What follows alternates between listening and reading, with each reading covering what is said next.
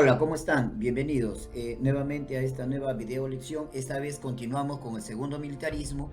Vamos a hablar del gobierno de don Remigio Morales Bermúdez y el segundo gobierno de don Andrés Avelino Cáceres. Recuerden, una vez más, los invito a suscribirse a mi canal para cuando subamos nuevas video lecciones estén ustedes informados. Recuerden, soy el profesor Marco Antonio Santa Cruz Tapia. Empecemos. Gobierno de don Remigio Morales Bermúdez, de 1890 a 1894. Llega al poder apoyado por el Partido Constitucional.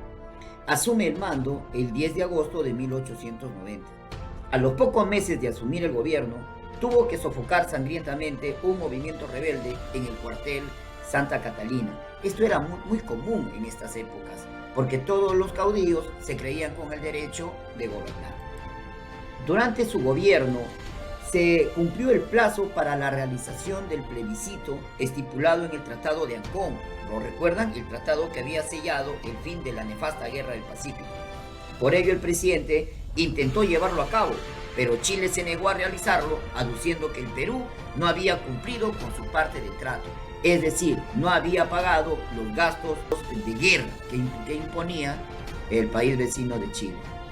En este momento no contábamos ni con el ejército, ni con la fuerza, ni con la unión, ni con la cohesión suficiente como para hacer frente a una exigencia mucho más fuerte al gobierno chileno.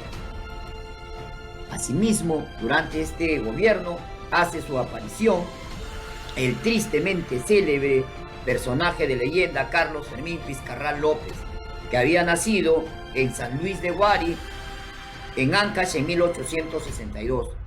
Traficante por excelencia, esclavizador de indios, de caucheros. Tenía 18 años cuando fue condenado a muerte, acusado de espía chileno. Se libró de la muerte gracias a un tal padre Carlos Fiscarrall, el hombre de quien aún hoy en día se habla con temor en las selvas del Amazonas, tanto así que algunos lo consideraban un dios y otros lo consideraban un demonio. Su frase era: los que estén dispuestos a no volver a su terruño, que se alisten conmigo. Impuso la ley de la selva, hacía sudar sangre.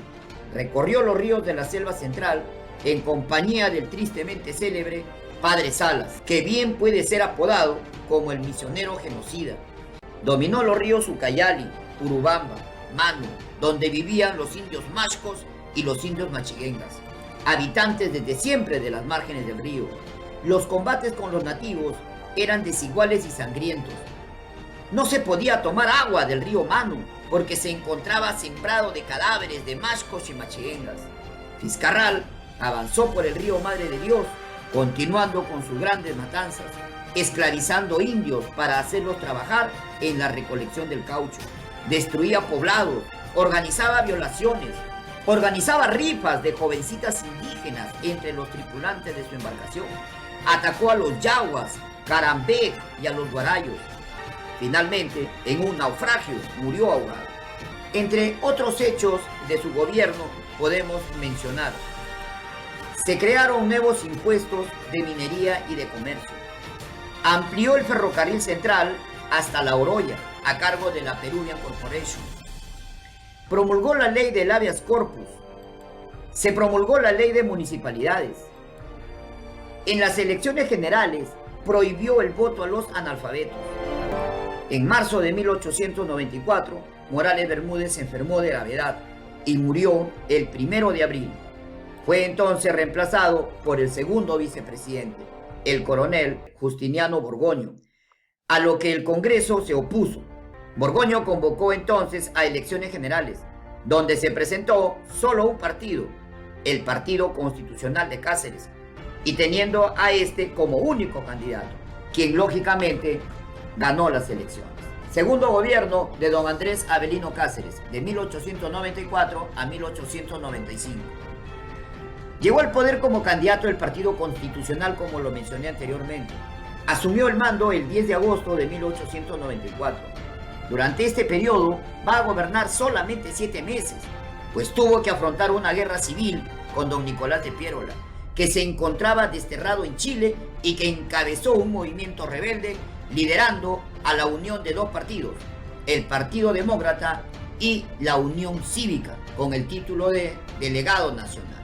Pronto en todo el Perú aparecen montoneras. Al respecto, el historiador Jorge Basadre nos dice: como cumpliendo un destino patético, Cáceres se vio utilizado por sus enemigos internos, con el sistema de montoneras que él había utilizado generalmente para combatir al enemigo exterior. Por el norte, abarcando Tumbes, Piura, Lambayeque, La Libertad, se constituyó en el centro de operaciones guerrilleras de Osvaldo Seminario, que luego se alistó junto con Pierola. En Huánuco, las acciones guerrilleras fueron asumidas por el rico hacendado don Augusto Durán, que fuera flamante abogado de tan solo 24 años. En el sur, desde Lurín, Cañete, Chincha y Pisco y parte de Ica, las acciones fueron coordinadas y ejecutadas por el coronel Felipe Santiago Oré y Vicente del Solar. En Arequipa, asume la conducción el cubano Pacheco Céspedes, quien se encargó de organizar las legiones de montoneros.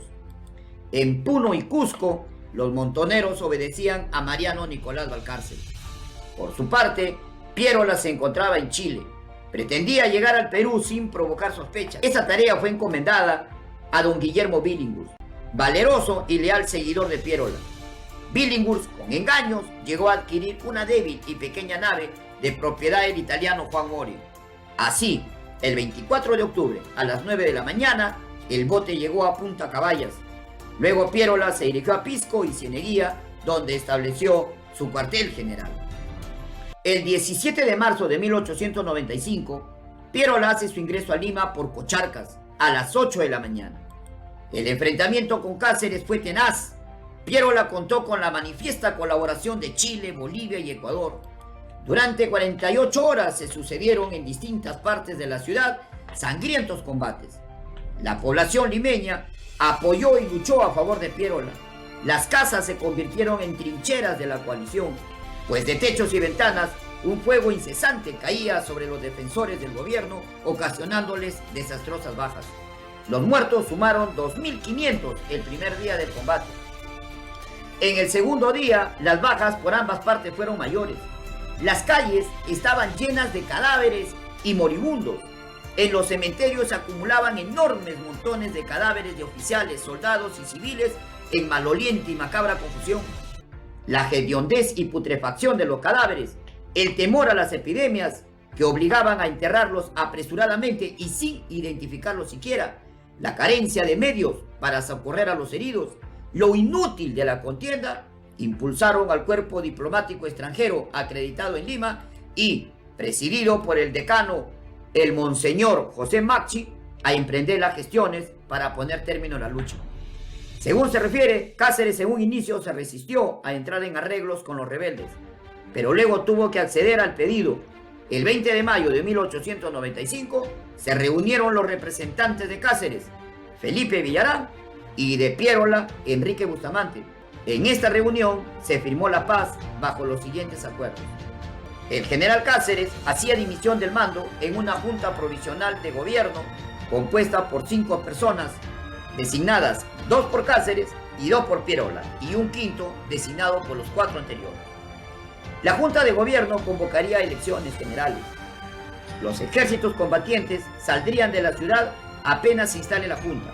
Así, el 20 de mayo, Pierola dimitió también al cargo de delegado nacional. Este mismo día, la junta asumió su difícil, aunque trascendental misión de restablecer la paz. La junta estuvo presidida por el notable político don Manuel Candamo.